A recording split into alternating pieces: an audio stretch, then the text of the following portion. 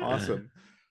So yeah, to kick things off, I do start with the same boring ass question, simply because I refuse to think of a better one. Simple introduction, guys. We'll go around the Zoom call here and introduce yourself and kind of what you do in the band. Cool. I'm John. I am the vocalist for Pistols at Dawn. I'm Will. I play lead guitar for Pistols at Dawn. He also plays rhythm, but whatever. Lead I'm and Gabe. rhythm. Yeah, I'm Gabe. I play bass. I do bass things. Yeah, awesome. Boom. So for people that aren't familiar with you guys yet, I think you're still flying under a lot of radars right now, and it's a shame. But for people that aren't familiar with you, kind of the backstory, where did this project come from, and kind of what was the catalyst that led into Pistols my at Dawn gosh. becoming a thing? So it's funny because none of us were around by then. Our drummer Adam is actually the one who started the band, and Yeah. Will out of the three of us is the first one to join. So Yeah, he has Will, seniority. you have seniority. You have the seniority to tell the story. Seniority. Youngest member with the most seniority. No, I'm kidding. No, but yeah, so I joined back in 22, and man, like out of nowhere, they were looking for the live lineup because they were about to go out and tour. You know, we had recorded Ascension, they had recorded Ascension and all the music prior. And so they were getting the live show ready. So Adam found me, or I could say I found Adam through Craigslist of all places, Solid. believe it or not. And so I had no idea, how that was going to turn out. So, I reached out to this Craigslist ad, and then an hour later, I got a call from Adam. And I mean, the rest is history. He had me come down to Atlanta to audition, and it was amazing. He told me all about the band, and we got it rolling. And I tell you, one thing about Adam is he moves quick. Like he is fast. So like 1 minute I'm like, okay, who's this band I'm going down to play and audition for? And then the next minute we're about to go on tour with Alter Bridge and Mammoth. Yeah. For my first tour ever. And I'm like, what? So it's crazy how fast it's rolled. And then John. And then shortly after the Alter Boom. Bridge tour, I get a email, and because I had done a video, a one take vocal performance with my other band, Luxrem, which is a prog metal band from Miami, who Gabe and I have been in for like 10 years. And I'd done a one take vocal performance and put it on TikTok, and I see an email in my inbox. It's like, hey, I saw you on TikTok. Would love for you to come audition. And here I am. Okay, 50-50 shot. This is either me gonna be in an ice bath, with two scars on my back, or I'm actually gonna be in this band. And well, I'm still here, Yeah, and I still for got now. both my kidneys. But yeah, he was telling me about the Alter Bridge tour, and like I'm like looking up on the side, like making sure this is actually legit. And Yeah. like this February we were on tour with Fozzy throughout the UK, and it's been a crazy journey. And Gabe, when I was joining the band, Adam was like, hey, do you have anyone else that would be willing to play bass? And and I was like, yeah, I got someone for you. Gabe's one of my best friends, like, Yeah, in the and world. and I don't play. I didn't play bass. I played guitar for like that around 10 something years. I was in a prog metal band. I'm like, how hard can rock bass be really? Like I have one, but I mean, well, I had one. And so I just went to my friend's house. I asked, hey, yo, like he's my bassist. Like, yo, can I borrow? And he's like, sure. I got it. I played. I got the feeling down, learned the songs in like a week and a half, and then after that, it was just audition time, and the rest is history. Yeah. So one thing you said there that kind of gives bassists bad names, right? Like I used to play bass, is how quote unquote simple it is, right? Could it Like be? Yeah. yeah, it's four strings. It can't be that tough. There's a lot that goes into it. However, It's true. yes, there's a lot. I learned, Indeed. and it's cool because it's one of those things where, like, when I started learning, like, my idea was I'm not gonna learn the songs. I'm gonna sit down and I've always been exercise first kind of guy. Yep. Like, get the basics down. I did drumline, I did marching band. It was always about your rudiments, stuff like that. So I practiced, got the finger technique down. I didn't want to be a pick guy. Just even though like I recorded like that, I wanted to be finger. And I don't know. I got used to it, but I was like, wow, this is tough. Like this is interesting, and especially because I mean I play on a very wide scale. It's a ding Yep. wall, so it's big, and like it's interesting, but I've learned to really love it. And then I even got like a short scale bass and started learning like classic 80s songs and other tracks. I fell in love with the bass. It's a whole different vibe, and it's yeah. And then you can really tell the difference between like bassists who are bassists and guys who just know how to play the chords or like a note per Very chord change. true. It's there's a huge difference, and you really learn to like respect the guys who put their heart into it. Yeah. For Yeah. sure. I hate to say it, but when I was in high school, I was learning bass to do marching band and whatnot. And my band director was like, here's what we're going to do. Instead of doing technique first, he gave me Smoke on the Water and said, learn this. And I'm like, it's fucking 4 notes. What are you talking about? Yeah. Yeah. Okay. That's how like Great song, disinterested though. in, yeah, it is. But that's how disinterested he was in like, we don't, the bassling isn't going to be a thing. In my area, we were the first school to have a marching bass.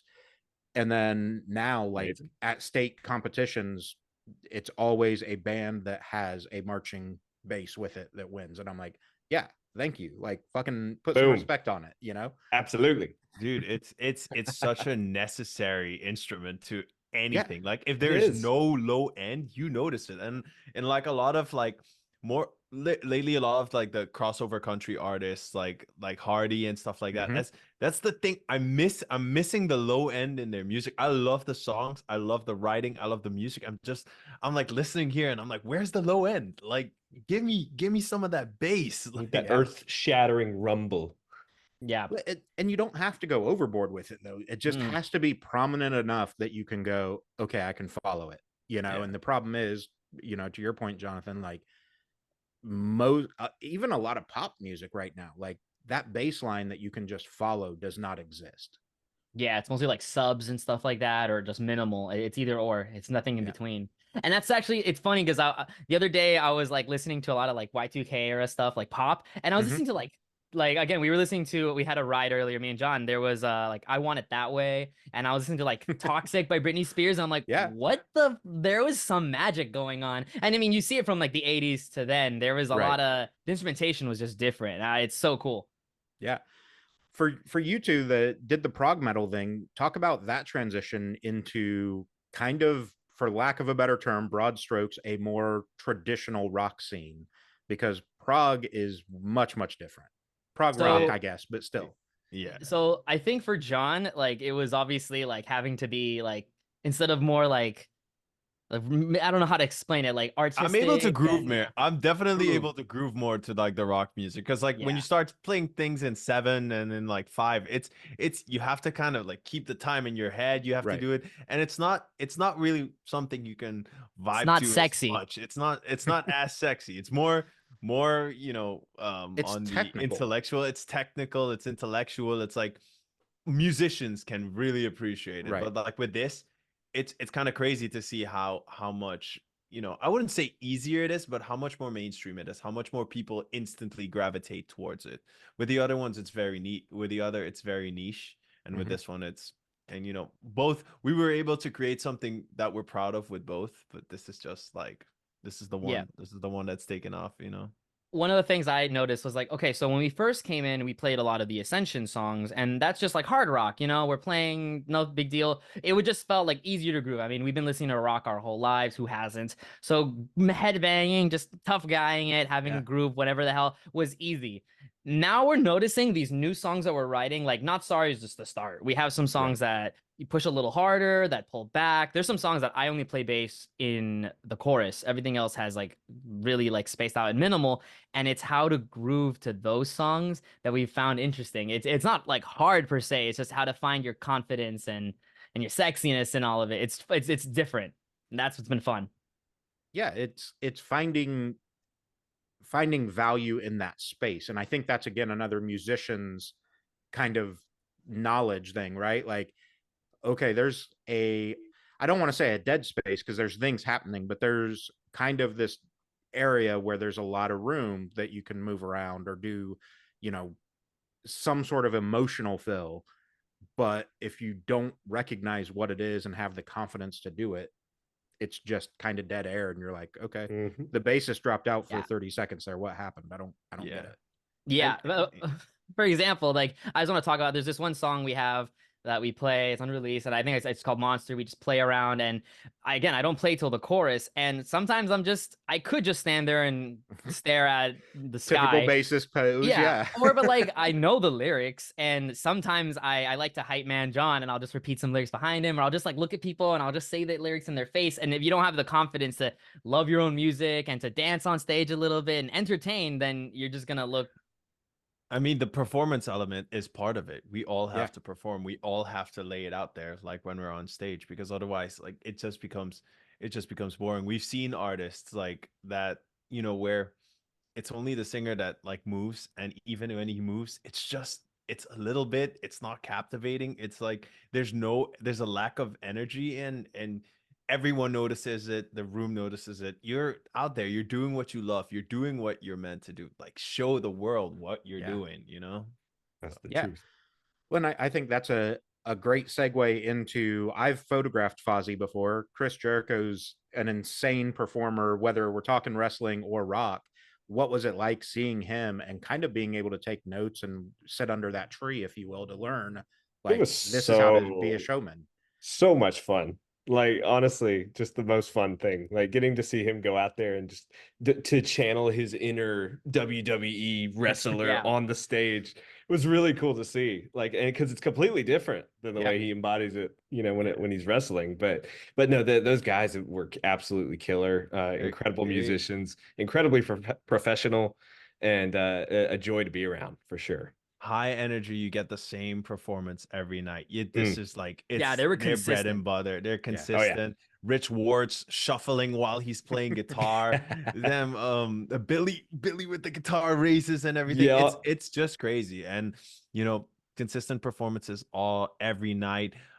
Chris is an awesome front man. Like he Mm. got the crowd going, and his fans are super super super super loyal. Oh yeah. And they go crazy for that man. And like especially during the UK tour, because we didn't go on the Gabe and I didn't go on the first tour with Fozzy. That was just Will.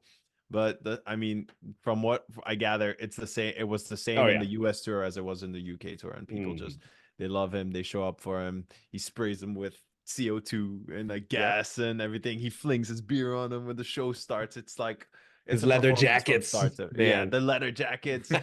I mean, it's a performance from start to finish. So And he still has abs. He has Yeah, more which abs is- than I do. which What? is insane. How? Yeah. It's just, yeah. And you could tell, he's had acting chops like forever. So he's Yeah. on stage. It's not even acting. It's just like, well, maybe I can't tell. It's so convincing that Yeah. he's just, yeah. Yeah, I 100% agree. I saw them in a, I don't know, probably a 500 cap room, something like that. And every single person, like you guys said, like every person is so involved and engaged in what his show is. And it's incredible to see, because I think that's something, especially for younger bands, to like recognize is, okay, if we make a connection, like we're golden, like if you can connect with your fans, 100%. get on that same wavelength of energy, you're People going to feel really- great every night. Oh yeah, people really want to see something that they've never seen before, or that they've never experienced before, which is really hard, nowadays for a lot of people, especially bands. But like they want to see superheroes on stage. Like they want to see that WWE wrestler that Chris Jericho is. They want to see uniqueness.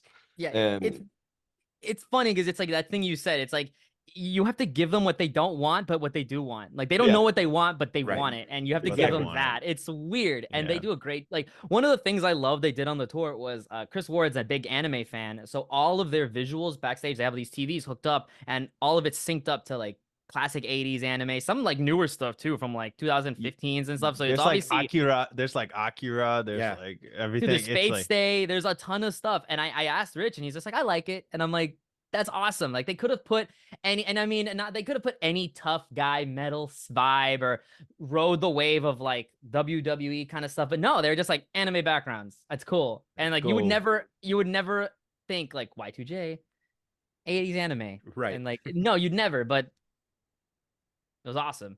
It works. Mhm. Yeah.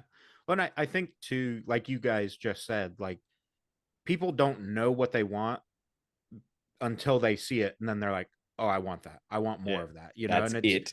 it's kind of like, the easy example is finding your favorite pizza, right? Like, you don't know who your favorite pizza place is until you start trying them all. And then you're like, Exactly. fuck, I don't like deep dish pizza, but New York style, I'm here for, or Yeah. tavern style, whatever. Like, I think music is very much in that same element of, especially live music, of, because there's artists, I think even you guys probably have, that I can listen to their CD. I don't want to go watch them. They're not fun to see live. I know what it's Yeah. going to be, And vice Um, versa. yeah, exactly. And And vice versa. I've done, concert photography and stuff for 20 years now, and there've been openers for shows that I'm like, oh, I fuck with that way more than I thought I was going to. Yeah. Yeah. I also And- noticed that also noticed that I generally fall for artists when I see them. I might love an artist and I'll hear it. And I've noticed maybe through the years, I'm not falling in love as deeply to some artists. And I'm like, maybe I'm not going to as many shows. I've been busy and I need to go see them live and fall in love, feel it. And then you really go, oh, this is what it's about. And then you connect. And if you Yeah. don't, sometimes it's hard. And then it's funny, there's some artists I don't want to listen to their stuff on Spotify. I'm here and I'm like, okay. But if I see they come to town, I'll go watch them because I know that it's a whole different experience. Yeah. I never knew that I wanted to worship the god of sleep, but I mean, enter Sleep Token, here we Yeah, are. Yeah. It's like, and, okay. and that's another prime example of, like, nobody knew that that's something that they wanted. And then those guys came out and everybody's like, oh shit, I It's fuck with this crazy. heavy, It's Yeah. crazy. It's like, and it's Unreal. the third album that really blew them up. Like the first Yeah. two got them their core fans, like for sure, because I found them like at the first album, and I was following them. I was like, I'm like, man, the lyrical content, the story, the arrangement, it's all perfect. And then they blow up on the third album with the most prog song possible that they could have had on that album. And I'm like, what? 7-minute song? That's the one that blows you up on TikTok? All right, let's go. This is iconic. And now I've never seen him live, and now I probably won't ever see them live because I'm not paying $1,300 for a ticket. Yeah. And that's one of those, it's just kind of sad, right? Like, I mean, great for them. Don't get me wrong, like, all the success, whatever. Yeah. But there's so many bands that are kind of like that, where everything was golden, that fan base was building. I think Bad Omens is another really good example of that. They blew up on TikTok, and then it's like, oh, cool, the tour sold out in 4 minutes, and now everybody's reselling the tickets for 8 times the price. Crazy. Yeah. Kind of having to Polyphia a little bit, but Polyphia, since it's instrumental, it's not as iconic Sex God singer. It's just guitar noodly stuff, but it has happened. Like the price is raised up like crazy, and it's just hard to it's see them. iconic Sex God guitarist. Basically. Everyone goes for Tim Henson. Like, There you sorry, go. Scotty, I love you too, bro. with a beautiful lip filler and the neck tattoo, I don't blame him, dude. Yeah. No, it's crazy. And I think, for you guys being able to see all of this, right? It influences, and maybe that's a strong word, but it maybe advises the choices that you guys are making, right? Like, you're able to see some of these choices that other artists are making and go, could we tweak that? Does that fit our style? Is there something here that, like, obviously I'm not saying put on masks and, become Sleep Token too. But if that ends up being the thing where it's like, this is kind of just developing into more of a cinematic thing or whatever it For is, sure. like, knowing what you're getting into. I mean, Oh, I yeah. think the important part about that is that it's genuine. It Yes. can't be fabricated. It has to be something that comes from you, that's something thought out, that's something that's, you can't make it to be like, oh, this is gonna get people interested. No, this has to, like, that's the thing with this new album. It's not different because we want it to be different from the old stuff. We wrote an album before we went to go and record out in LA, and we ended up scrapping all of it. We worked together and we built something that had a piece of each of our soul. The songs that within has all of our influences. And I think that's more authenticity is more important than Yeah. just like Yeah, as he uh, said, but in my words, we gave it our whole pussy for sure. Like we fucking went into it. We gave it all. Damn, you tell Gabe no No, censor. no, Yeah, Let's just go. Yeah. open that door, man. yeah, bro. The whole thing. But no, I think both sentiments are very true, because I talk a lot about authenticity on the podcast as well with artists, and it's one of those things, there are, over the course of the musical industry, there have been many artists that have been clearly fabricated in a lab, if you will, and just kind of put out there, and it does okay. It draws money and whatever, but people only fuck with it for so long. But then you have Yeah. bands like, Metallica, that have been doing this for 40 fucking years and Mhm. still have sellout arenas all across the It's world. crazy. Yeah, Yeah. that's a great example too, because I was reading a lot about them recently, and it's like, and going through comments, and tons of people hate on them, and they're like, "Oh, dude, after '93, they completely lost." I'm like, they're the biggest metal band in the world, and you know what? It's because they were genuine. They're growing Yeah. up, they're changing. Losing Mhm. Cliff changed them. Having all this stuff, like, it changed them completely, and alcoholism, everything changed them, and they were genuine to it, and they Yeah. made some stuff that wasn't seen amazingly, but they stuck to it and they kept on going. Hardline to Self-Destruct was insane. Yeah, it That was such an Yeah. was. awesome. That was a Hardwired. sick tour. It's always crazy to me how angry people get when an artist decides to evolve with the times. Dude. And transform. Like, come Yeah. on. Like, you're gonna change, you're gonna transform. So of Hopefully. course they're going to too. I mean, You you know, have if they to. keep giving you the same thing over and over again, what's the point? Do you want like the same song back to back? It's like Some people do for some reason. And like, Mhm. Yeah. I grew up in the prime pop punk era, so seeing Blink 182 explode, Green Day, yeah. Newfound Glory, all them, and like the amount of people even back then that got upset when they started seeing commercial success. Oh, they sold out, this, that, and the other. It's like, don't you want your favorite band to be successful so that they keep making Exactly. fucking music? Exactly. Yeah, Just- your favorite pop punk band can only sing about high school for so long without it being Right. weird. Like, without Right. it being weird. Like, they have kids now and they have gray hair. They have problems and real shit. Like, let them create from that. Yeah. Yeah. Which, by the way, the new album from Blink was awesome. Dude, It was so just good. amazing. They hit me with a sad, dude. I did not expect that. Yeah. Yeah, that was Yeah, good.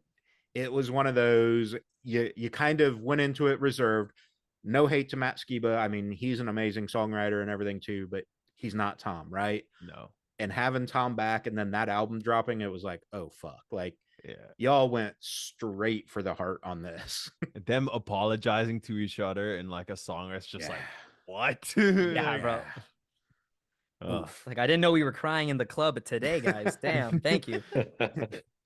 And then, props to Tom for being right about fucking aliens for so long too, right? Like, that fucking was weird. I mean, damn, they confirmed it and everyone just kind of went. It was like, Yeah, oh, aliens Tom are, was by the way, telling you for aliens are 15 real. years. Yeah. By the way, aliens are real. Okay. How am I gonna pay my bills today? Right. Yeah. No, it's crazy though. Like you said, the evolution, because think back to Blink is a great example of this. Yeah. Think back to Carousel, or Josie, or Enema of the State as an album. Like, compared to what they do now, they're not the same guys. No. They still make dick jokes and whatever, and that's great, and it's still funny. But I think they always had a lot of emotion and authenticity in their music. Don't get me wrong, but like, Yeah. it's not a joke anymore to them. They know that this is the passion. Yeah. Mhm. Yeah, and I mean, they evolved. They did it in like a very graceful way. It still has them, but Mhm. it's because it comes from them. Like a lot of artists get caught up with, oh, this is not the sound of our band. It's like, no, Yeah.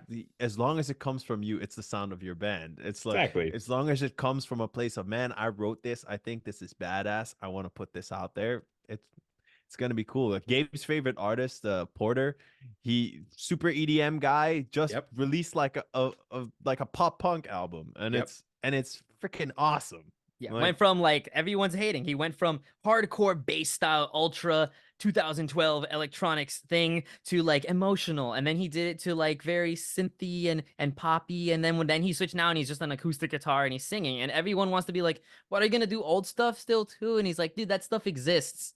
And it could be there forever, and then that's why albums are so cool. Like you can have the singles that maybe scratch a little bit of that itch that we love, but then fill it out with really the meat, which we love.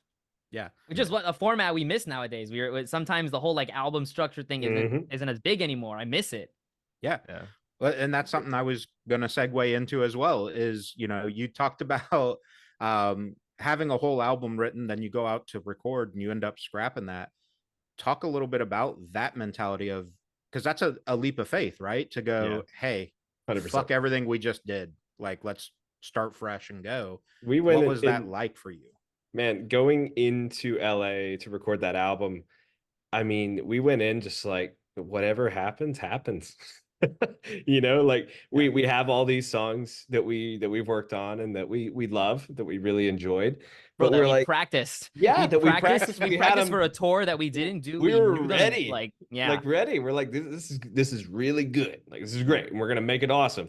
We go in and we're like, doesn't feel right, and it just didn't. And so we took elements from those songs, and then they just molded and blossomed into what they are now.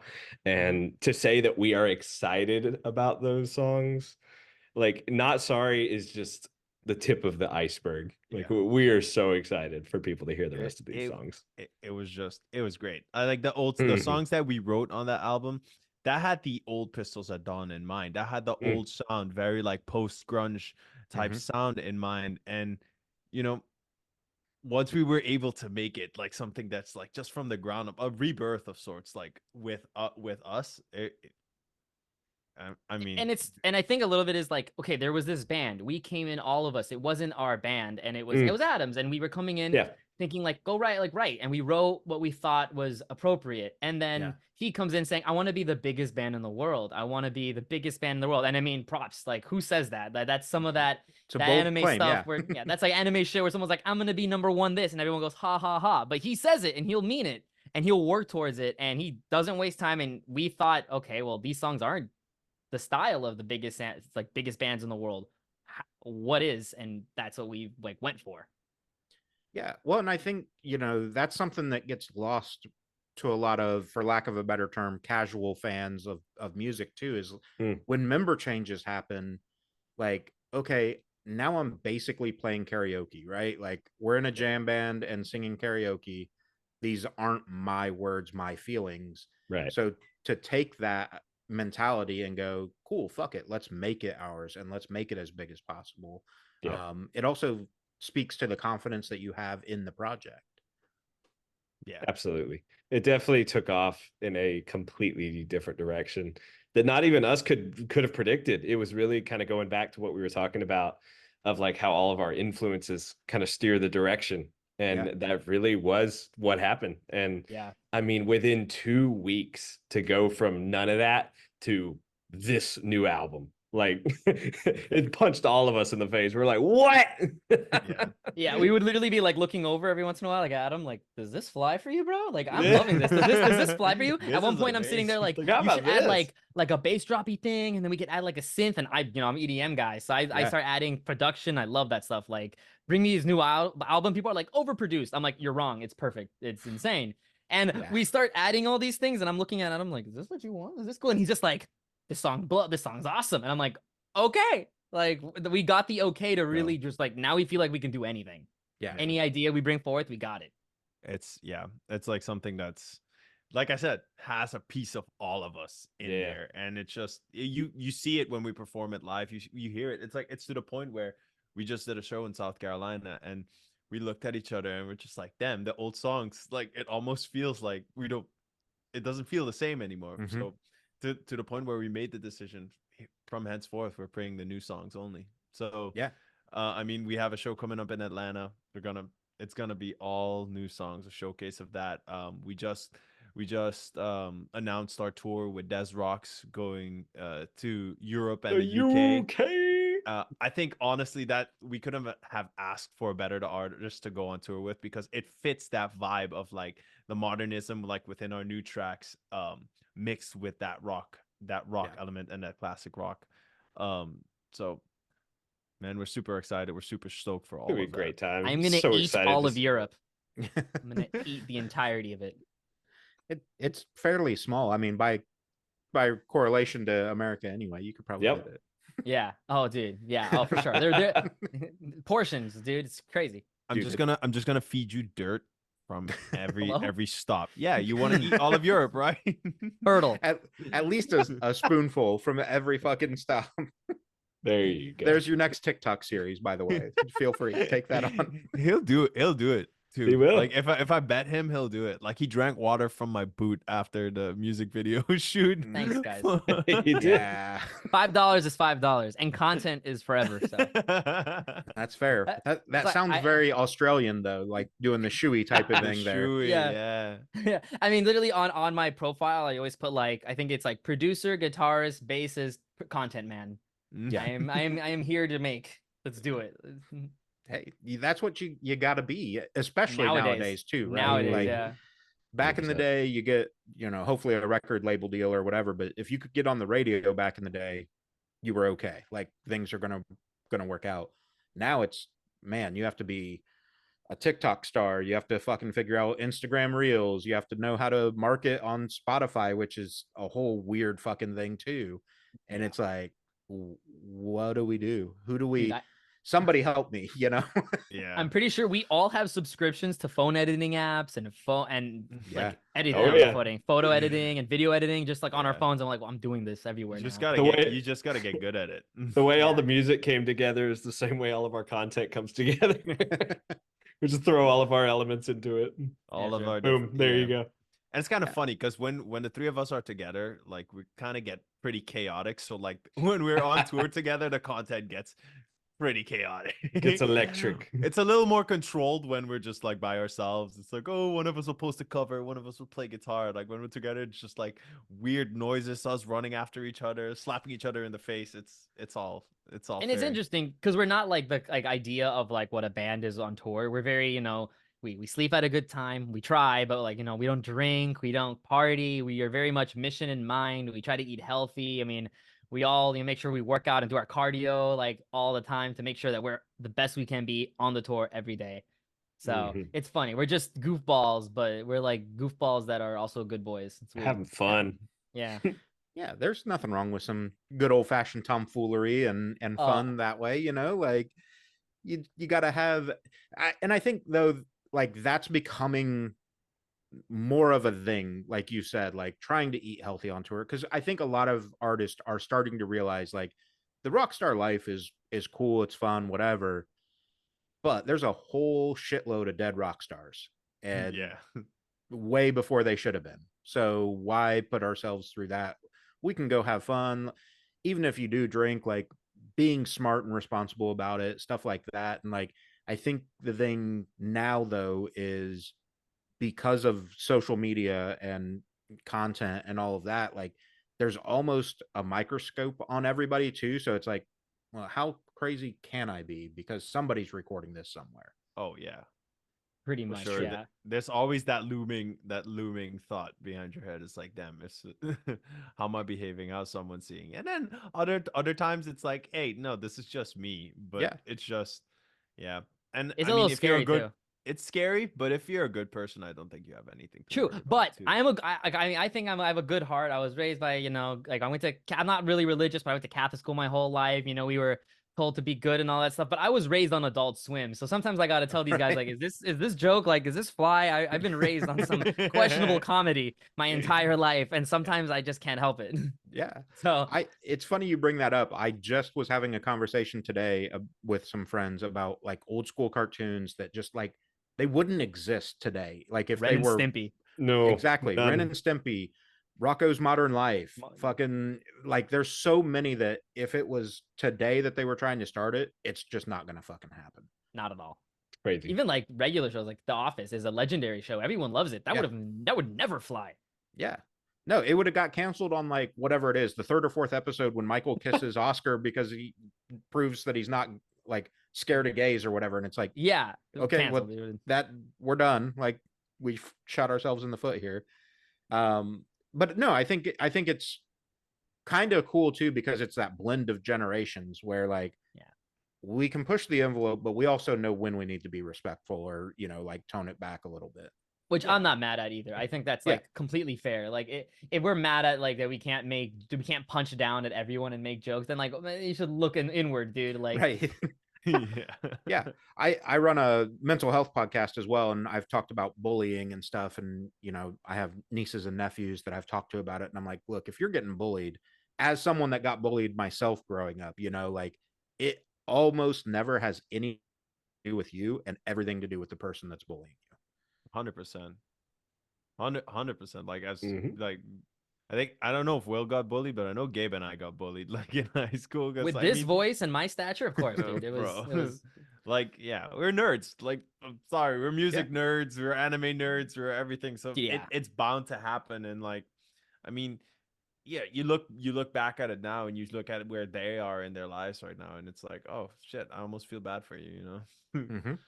Yeah, like I was into anime like really, really, really, really young because of my cousins. We all just found it by chance. I was like fourth grade, and like at that point, all my friends, who even today are now maybe even bigger nerds, they were like, "Oh, that's that lame shit Gabriel likes," and I'm just like, yeah, all right, what about well, it? what about it, dude? And like, what about it? Like, yeah. I think I was always really able to be like genuinely silly and like okay with myself and like surround myself with people. Like I know that nowadays, especially I surround myself with you guys, I'm more myself than I've ever been. And now going on the road and doing all these things and taking care of myself, I feel more confident. But there were years where I was like, in high school, like I wanted to be silly and we're doing our stuff and I turned and I know people are maybe looking at us and like whatever. And I don't like, they're not making fun of us, but just knowing that like, should I stop? Should I like, I don't know. They're watching, there's some judgment, whatever it may be. And like I've said too, like especially in the high school type of thing, like more often than not the stereotype is right that jocks bully the music kids or whatever, the theater kids and all that. And it's like, if you really stop and think about it, as a music kid or a theater kid, you have more of a shot of actually turning that into something than the jock does, first off. Like And second off, mathematically, yes. and then second off, everybody loves fucking music and movies and shit. So like, what are you picking on me about? Like, cool, I don't throw a football 50 yards, but I make fucking rock music. So shut up. Yeah. yeah, I remember like crazy. something that helped me was like one of my best friends in high school. He was on the football team, but I saw that he started like he would watch like Naruto in class, and then I talked to him about like games, and then he invited me to his Minecraft server, and we started getting like close like that. And I was like, dude, why do people and like if your friends like this? Like, yeah, some of them like this. I'm like, then dude, why do they like hate when maybe some of my friends take it a little far and they wear an anime shirt or they wear like what's the, and it's just because everyone's insecure in high school and everyone just doesn't, it's a whole mess, dude. High school is crazy. Yeah. No, and I think to tie it into the music a little bit for you guys, that kind of pulls it into Not Sorry a little bit too, where we're talking about those toxic 100%. relationships and shit. Like, Yeah, that's kind of where a lot of that formulates for most people at that young age of like, oh, there's these people that don't like me and I have to change myself to fit in. And no, you need to just be yourself. Yeah. Listen, Not Sorry is an anthem for anyone that has ever dealt with that bullshit, like of people people trying to control your lives, people that are just like seeking attention and need all the attention on them to be able to function. And Not Sorry is us just saying, hey, hate this side of you, hate this toxicity, and I'm not sorry, but you will be, and look, that's where we are. We're back here where I say like I kind of feel sorry for all the people that bullied me back then, because like you look at where they're at now and it's just like, where did that lead you? You peaked in high school, dude. Like, yeah. And like, not to shit on them, but okay, cool, you manage a Starbucks now. Oh, okay, great for you. If that works for you, whatever. But I'm not stuck at a job that I hate, and I'm out here pursuing what I love to do. Exactly. Yeah, and that's it, man. So talking on the album a little bit more, as you guys wrote it and everything, was there a song that just immediately came together, because obviously, you know, when Oh, yeah. everybody's got their voice, it can get tough, but sometimes things just start clicking and you're like, oh, we fucking got it. Let's go. All of the above. Literally all of Listen, them. every song that was like written, like besides like vocals and extra little things, Yeah. every song we'd write that day. We'd get in there early, really early. One day, and in and then out. sometimes we would get there, we leave at around 9. Some of those days we left at 2 a.m. But those songs, like, we would just sit there all day. It came out just Yeah. perfect. I'd say Not Sorry was one of those songs. Yeah, it was. That Not- one was like came together quick. That was day And- 2, right? Yeah, Yeah, that was They were day literally 2. like, we day need 2. something a little heavier. And then you were like, Gabe, you have that one riff. And I was like, my time to shine. It's like, And I play your came riff, in- Gabe. Come on, man. And I was like, this is not Hysteria. And I played that. It was awesome. And then like everything came together because the chorus is also reminiscent of like a chord progression that we had from like Mhm. the other old album that the we album wrote. that we wrote, yeah.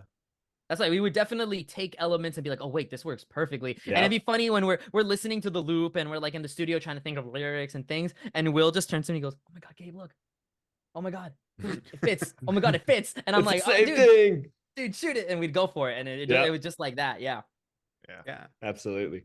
So lyrically, or I guess structurally, do you guys find it's easier to write the music and then fit lyrics into it, or do you come into it with like a lyrical concept that this Oh. is the story we want to tell? So John, actually, take it. how we did the album this time, it's like, and actually how I'm kind of writing going forward with like within all the projects, there's the melody first and then the lyrics follow. So what we would do is we would essentially come up with a riff, decide if we start chorus first or we start verse first, and then you sing a melody, you find the melody that's right, and once you have that right melody, the words fall in. And then we were working with 2 like world-class producers, in Ray Garrison and Jason Jason Mater. Mater. Yeah. And we Beasts. also worked with like a world-class, as Adam liked to call it, alien writer. Dude, this guy was Seth. Yeah. awesome. He Yeah, really Seth. came in and made us feel like helped us write the songs we wanted and to pull the best out from us. And he would like we would sit around and shoot ideas and he'd be like, that's awesome. And we'd go ahead and he'd Yeah. help us put together without it just being like some guy writing a song for us. Like Yeah. and it was awesome having everyone feel like they can help.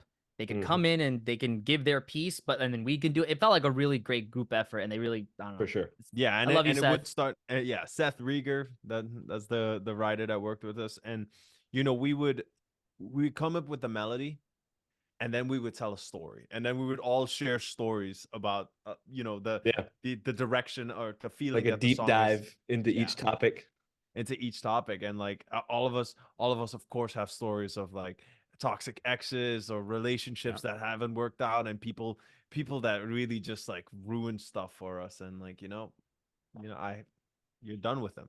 So that's how Not Sorry came about. And Mhm. I think with every song, it's like it's a different story that we hit. We have a love song on the album. The love song, of course, like draws from all our personal experiences. Songs where you have to kill your former self to be able to move forward. Songs singing about like what you would do for the people that you love. It really just has a piece of all of us. So My favorite is by the end, there was just like we kind of hit all these like special little things. And I remember on the last day, I was like, guys, it's the last one. Why don't we make something a little dancey, something a little groovy? Who knows? And then like our dude's like, why don't we do something where we just kind of like talk heavy shit, you know? Like rappers are always talking big game and feeling really cool. And like people love that. And I'm like, you know what? You're right. Like that's not a thing we've ever done. And I love that. It's cool. And then we wrote our favorite song mine and Will's favorite song on the album. that's my favorite song. Your too. favorite song too? Yeah, it's hell yeah. our favorite song on the album, which is also our starter, our set starter. It's just our opener, I guess you'd say. Easter eggs for all the Crazy. people that are coming to come see us. Yeah. Yeah. Amazing. I think that's one of those things too, where, you know, going back to the authenticity piece, when everybody feels like their voice can be heard, there's no concern or ego that's going to get bruised where like, hey man, you know, let's drop that line, let's do this instead, or you know, this just doesn't flow in that verse. I think those are the songs typically where when it transitions to that live show, again, everybody's bought into it. So now I can actually have fun playing this song because I know, hey, this, this drop is because of me, like, boom, there it is. Yeah. Yeah, I think that's definitely an element in like the elevation of our performance so far. It's and we go crazy. We leave it all out there. Like I said, this is what we love to do. This is what we were made to do. So we show it when we're on stage. Oh yeah, I wear shorts because I need to spread them legs. I need to move it. Yeah, because you Sometimes. you said something earlier in the conversation in regards to like sometimes you like the opener band more than the main Yeah. act. Well, dude, we don't view it as us being the opener band. We view it as there being 3 headliners Yeah. on this tour. We're on a tour. We're the first band up. Fine, there's 3 headliners. Let's lay it all out. Let's Yep. give them a show. And I think that's a great mentality to have. And I think one of the things I, again, talk about a lot on the podcast is like, fuck, I don't care who your favorite band is, right? Like, there's a reason that they've chosen the opener. And a lot of times the band actually gets to choose who's on that tour package. Sometimes it's the label or booking agent, but more often than not, like, the headlining band picked these artists to come out with them. Like, fucking get there early and show that support, because they're going to be the next band that you're like, oh, Pistols at Dawn are coming to town. We have to fucking go. Hell yeah. I mean, look at Chapel Roan. She Yeah. was on tour with Olivia Rodrigo. Like, Yeah. that's how Less than a year ago. Less than And a she year is ago. insane now. Lollapalooza. She had the most attendance of 80K. all time. 80K. What I the can't even hell? fathom. Yeah. That's some Live Aid level stuff. Like that's so many people. To really put it in perspective, the town that I live in has 55,000 people. She had more than the entire town that I live in at her fucking set. That Crazy. is fucking insanity. I love all her music too. Like, Dude, it's crazy. She's killing it. And like, she has this really cool concept too, where like Chapel Roan is a character. Yeah. Like, she says she separates, like, Kaylee is the person, Chapel Roan is the artist. Yeah. And like, she'll totally separate herself from it when she's at home with family and friends. Like, we don't talk about my music. We don't talk, like, minor things. Quickly, touch on the success. Obviously, like, you had 80,000 goddamn people watching you. We're going to talk about that. But like, she's like, my friends don't call me Chapel. They don't, like, I'm still just me. Yeah. I mean, I think all of us can kind of find ourselves in that. Like, there's an honesty in how we are on stage, and then when we're back home, it's like, hey, I'm home. I'm not on stage. I'm John. Like, Yeah. I'm not John from Pistols at Dawn. Like, But I think on stage you just turn it up to 11, right? Like, exactly. Everything's Absolutely. just amplified. And then at home we can chill. We can still have a lot of fun. We can still be, ridiculous and slap each other in the face or whatever. Exactly. But we can also Actually. just chill by, a fucking bonfire and have some drinks, or, make s'mores or whatever. Mhm. Exactly. I always find it the most difficult when I go back home, like I fly home and like you're at a function and the family member comes up to you, hey, did you bring a guitar? Are you gonna sing and play some music for us? And I'm No. just like I'm on vacation, dude. Right. My life expectancy goes down 5 years every time someone asks me to do that. I'm like, nah. Like, Bro, want me to whip out my bass and play a song that I only play during the chorus for you? Man, it's Right. not gonna work. Yeah. And I'm a photographer. So like, all the time, hey man, you got your camera? No, I fucking didn't. I left it at home on purpose. Like, we're not fucking doing this. It's I so love that. stupid. So Yeah, stupid. it is. So we've dropped some Easter eggs. Obviously, anything without getting in trouble with PR.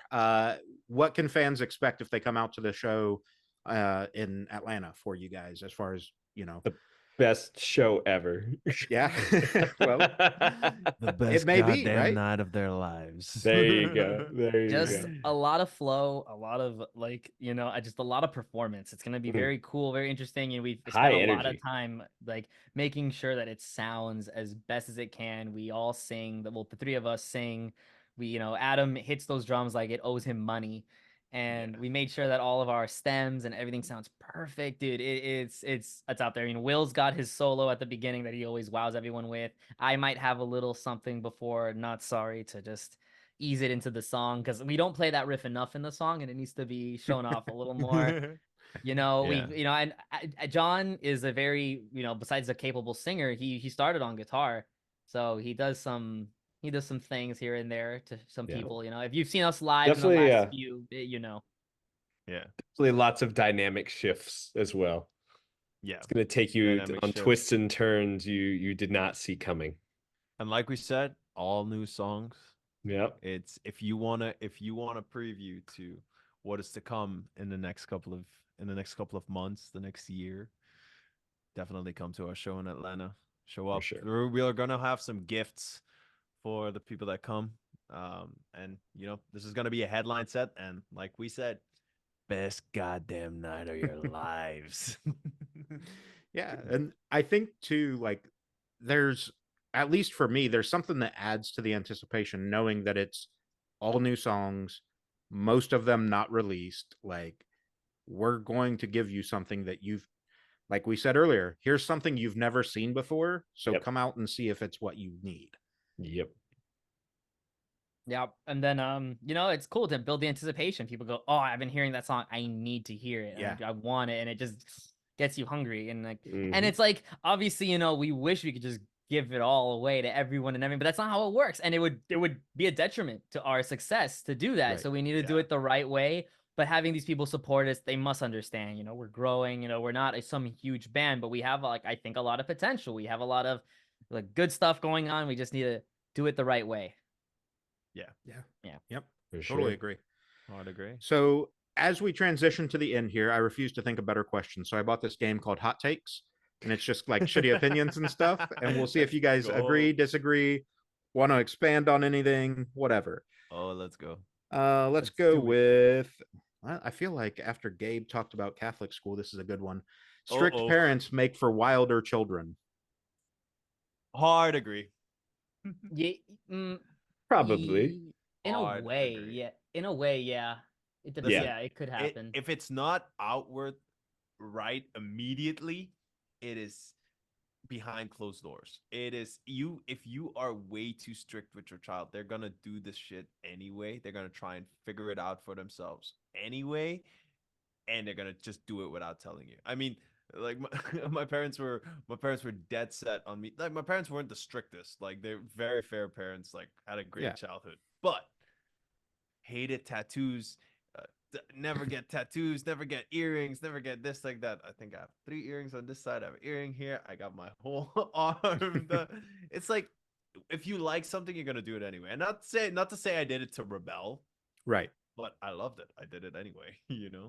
I think, in a way, the best example I have, and it's true. Like, I went to Catholic school from first, like, kindergarten to 12th grade, and the people who went from 8th, like 0 to 8 together, we were all together for years. I knew all these people for most of my life, and we were all extremely reserved. Like, if someone ever had a friend who they brought to a party, that everyone would be like, "Whoa, new person," and they might even join and be friends with everyone. And it's like having an extra classmate who doesn't go to school with us. It was really like, we were all reserved, very sheltered. And the second everyone started splitting off into their high schools, it was truly like, you'd hear that it was, oh, our school kids who went and did the crazier things. Some kids went to rehab, some kids did this, some girl got pregnant, like crazy stuff like that.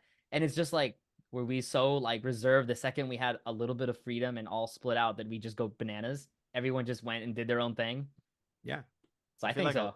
I feel like a lot of the alt culture, the goth culture, like, everything, all the extremes that we have are pretty much a lot of Catholic school kids, Yeah. to be honest.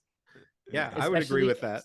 Especially here in, like, the Hispanic society, like, from what I know, it's very rough. And sometimes it's not even really grounded in, like, basic Christian beliefs, but it's just like their own version of it. And it's like, oh, you can't do that. Don't do that. That's bad. Oh, that's awful. Don't do it. And then you end up just being like, why? And you do it anyway.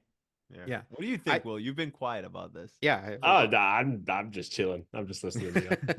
I was No, gonna say, I think yeah.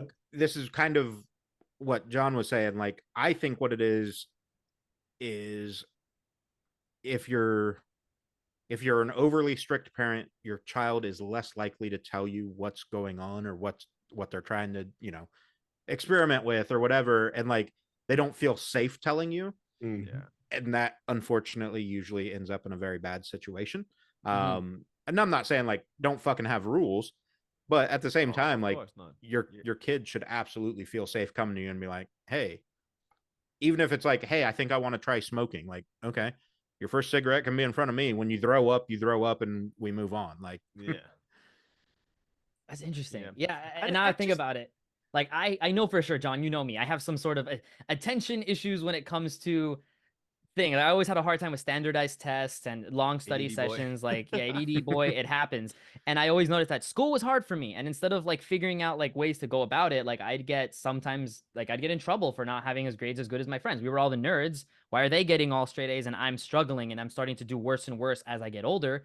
And then instead of just being like, Mom, I did bad, I would just try to hide every bad thing I did. And I didn't want to get in trouble. I didn't want to lose out on all the things that I liked, my games, my music. Like they would take away the things I like if I did bad. And I'm like, so I would just try to hide it. And that's interesting how that works. Yeah. yep, Yeah, just but unlocked a therapy moment there for Gabe. Yeah, I'm sitting here like, wait, whoa. Oh my God. It's It's going like, oh on. no. Oh wow.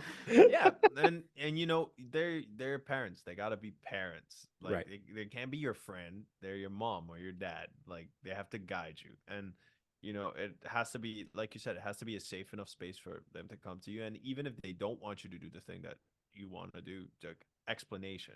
Right. Give me the reasons why. Give me examples. Don't get mad at me for like asking to do it or like doing it, you know? Yeah. Don't do drugs because Jesus said so. Okay. God. Yeah. Yeah. But Sorry, then you Lo. have terrible examples like, Joe Bonamassa, who wrecked his central nervous system with drugs and was one of the best rock stars that ever existed. So, Yeah. Will, I feel like Yeah. I cut you off a second ago when you were Oh getting ready to no. answer that. Nah, no. You're good. Sweet. The next one is being likable and charismatic is more powerful than being smart. Ooh, yeah. I think in It today's depends on what society, you're. It depends on what you're going for, but I mean, yeah, pretty much. You can. Yeah. Yeah, I mean, look, a lot of people throughout history, like without getting overly political or anything, a lot of people throughout history have just been super charismatic, and because of that, they've gotten into great positions of power, and you know, Having both is deadly. yes, Or just artists too. There are some artists that are like have head ass opinions and they're just super likable and interesting and cool. And it's like, damn, I hate how he acts, but he just does it so well. And it's like, and that happens. It's true. yeah. Yeah, and you I can be think smart and an asshole, and then you're just like, congratulations, no one likes you. No one likes a smart asshole. right.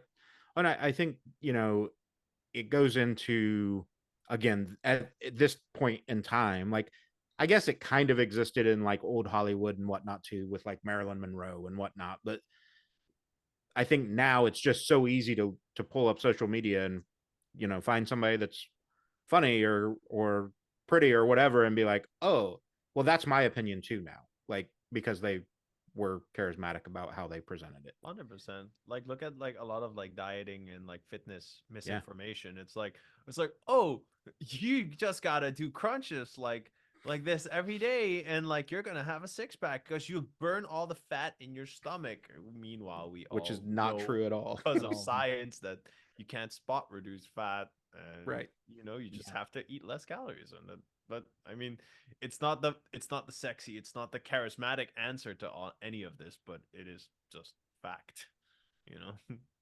Yeah. Iced coffee is better than hot coffee. Wrong. Wrong.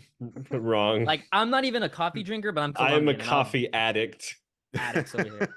Like no. Me and John love our coffee. So yeah, Coffee? Dude. hot coffee's where it's Oh at. my god. If I Actually, don't- not scalding hot. It can't be scalding hot. It's got to be that No. like got to be right below that. Yeah. it's drinkable.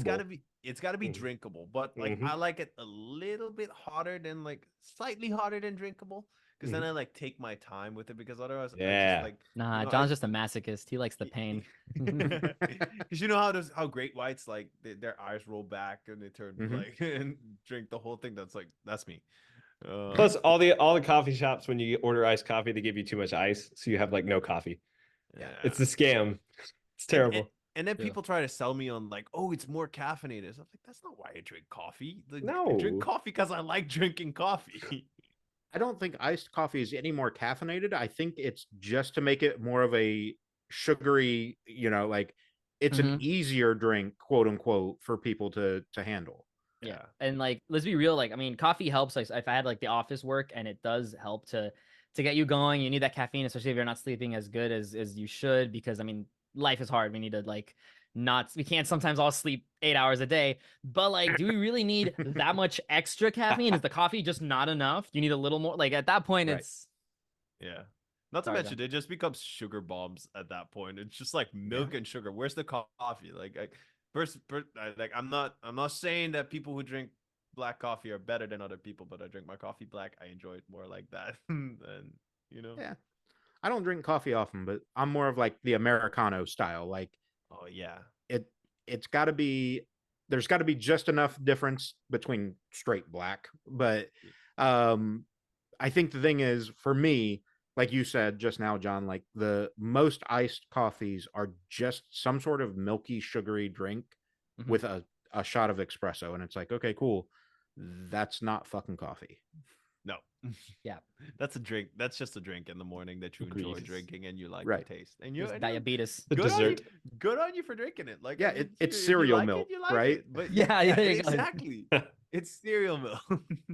We just lost every Starbucks girl in, Oh, the- yeah. in chat. Sorry, chat. Sorry, Chad. This is a fun one for the prog rock guys here. The math I learned in school is completely useless in my day-to-day life. Yeah, I can't tell you how I have can't to tell you hard how agree with often that. I'm at a train station and I'm sitting here like, well, if that train's going 85 miles per hour, Kelly has 12 apples.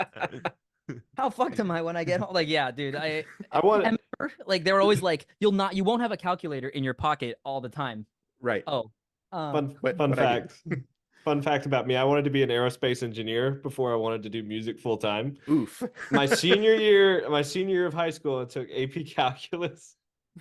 I was like, nah, I'm done. Screw this. The sad part is too, that's like the baseline to get you into the I know. program. I know. And I was like, if I hate this much, I'm not doing this. It's like, dude, you enter the ring or you're on stage and you see a circle. I still passed with a and you B. you but- still- but I hated it. That's the thing I learned. Yeah. I hated it. Yeah, you're on stage one day. There's like a circle. You got to figure out how much stuff you can fit in that Right. circle. It's like, it's finally time to use the Pythagorean theorem again. Oh Yeah, my like- god. like I get it until like 8th grade. In my opinion, like obviously you got to be able to do mental math and work Right, it out yeah, and it's expands it. But there's a great certain exercises. point where it starts becoming like, can we learn taxes and like things to learn throughout my life that are going to be way more convenient? John knows he has to hold my hand through every thing I do because I'm like, John, you're an adult. Help me with things. But I'm sitting here like, why did I take some of the classes I took in high school? This is bullshit. Yeah. Yeah. Like legitimately, again, I sell insurance currently, but like I've not used algebra since I fucking graduated high school. But I've done taxes for 20 fucking years. You know what I mean? Like not well. I've paid someone to do them. Let's be very honest about it. But There you go. But yeah, Economics, like, I didn't learn how that worked. So it's bullshit. Last one we'll do is I would rather lose all the money that I've made this year than lose all the memories that I've gained. Oh, 100%. Yeah. Yeah. John's like, damn, I'm without married. a doubt. John's like, I'm married and I don't live with my parents, like me and Will. So we're just like, memories forever, Will. Right? We're good, man. We'll survive. John's Right. financing a car like right now, trying to figure out everything. And he's like, I don't know if memories are gonna pay my Well, think about all Bronco. Think about all the Honestly- memories that No, you honestly, I would lose all my money, like in a Yeah. heartbeat. Like 100%. we went on tour, and those first were time some ever of the for us. fondest times I've had. Us recording that album, like in Dude, January, it yeah. was the most fulfilled I felt as a musician in my entire life. That's you can't put a price on that. Nah. It's like And I've like had for me, like incredibly high highs like this Yeah. year. So You're never guaranteed tomorrow. yeah, and like never. John knows, like I've gone through like a big friend shift in my past with different people, and like I gained a family like really this year, like I really did, and like now we talk every day. I look forward to it. I look forward to our meetups. Like Will is now like this more responsible little brother that I have, while I'm just like his chaotic monster friend, and he just knows I'm a gremlin. And I'm sure like if it was, and it's like I if it wasn't for this band, I don't think we would have ever like just crossed paths naturally and been friends like this. No, Right. and we've bonded over like crazy low-key things that we never would have thought. And Us watching Dragon Ball Z movies like every night after Yes. after Yeah, we get after off tour, stage, yeah. we shower, knock on each other's doors like, "Hey, we on. watching Broly movie? Yeah, Revenge of movie we Cooler. watching. Broly. Yeah, wouldn't That- replace it. The Broly one's probably the hardest of all. Let's be very honest. I have the Blu-ray right there. Boom. I fell out of my seat when Gogeta did his final move in theaters. Oh. I watched it in both dub and sub. I was Yeah, so good. It's Mhm. so good. yeah." So the kind of traditional outro that I do here is obviously I'll link all your socials and everything. But where can people find you? What's the best way to interact, and anything you want to tell them that won't get you in trouble with management or PR? Hell yeah. So, best place to find our socials. We are Pistols at Dawn official on Instagram and TikTok. On Facebook, we are Pistols at Dawn Band. We're on YouTube. We're on Spotify. We are on Apple Music. We are on every everywhere. platform that you can think of that has Deezer. music. Even Deezer. I have not met a single Tidal? person that listens to Deezer, but we're on Deezer. We're on Tidal Tidal. probably too. Yeah. Amazon Music. The works. We just released our first single off this new album called Not Sorry. There's a Not music sorry. video. We're releasing content about it daily. So come follow us. Come be a part of the tribe. Come be a part of the journey as we Yeah. go on tour. And New stuff coming soon. be ready because Very there's new soon. songs coming very, very soon. In a month that rhymes with Glemtember. Glemtember. There's gonna be a next song ready for you guys. So come join the journey. Come hang with us. Come see us at our shows. Follow us. Talk to us. We're responsive on everything. Yeah.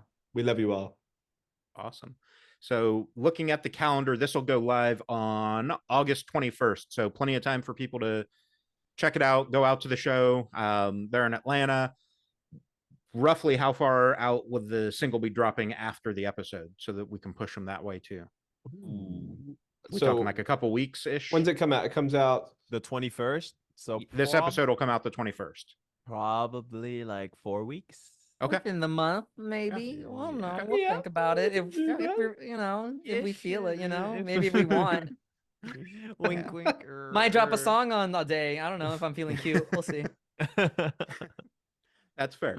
We'll stay posted on that. We'll stay in touch and we'll help push that as much as we can, Absolutely. obviously. Thanks I'm so stoked much. for you guys. I'm digging the old stuff, but what I've heard so far with Not Sorry and just talking to you guys and feeling the authenticity and the real passion that's coming from you about this project right now is just fueling that fire that, this is something real. It's something worth looking into and sticking around for. So stoked to see what you guys do. And we'll like I said, stay in touch and definitely push you out as much as we can. Yes, Hell sir. yeah, Hell Josh. yeah, Thank you man. for Appreciate having us, you, Josh, man. dude. Thanks Thank you. for having us. Yeah, absolutely, guys. All right. That's everything for this episode. So I appreciate you and have a nice night. Yes, Till sir. next Nice time. night. I look forward to it. Absolutely. Love y'all. Y'all are See amazing. you. Thank Have you. a nice Friday, boys. Yeah. Done.